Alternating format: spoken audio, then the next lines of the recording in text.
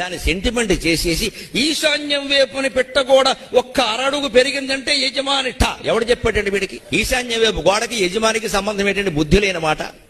ఈశాన్యం వైపు గోడ కడితే యజమాని పోతాడా? ఆ గోడ ఇలా వచ్చేసి వీడి మీద పడి చంపేస్తుందా? What logic?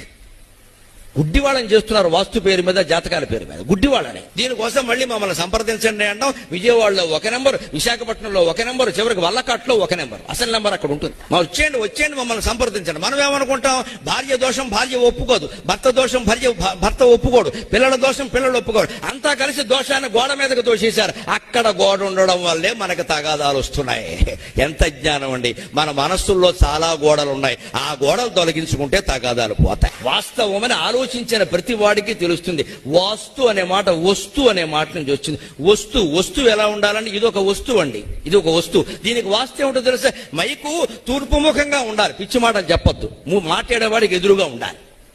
నేను ఇటు మాట్లాడుతుంటే తూర్పు ముఖం మీరు ఇటు పెడితే ఎవరికి వినపడింది? మైకు తూర్పు ముఖం ఏంటంటే అర్థం లేని మాట.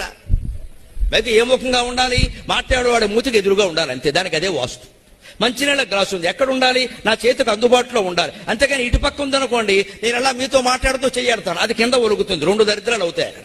అందుకని ఈ వస్తువు ఎక్కడ ఉండాలి? ఇక్కడ ఉండాలి. ఇది ఎక్కడ ఉండాలి? ఇక్కడ ఉండాలి. మిగిలిన ఏమైనా ఉంటే వెనకాల ఉండాలి, అంతే. వస్తువు వాస్తవం. ఆ వస్తువు ఎక్కడుంటే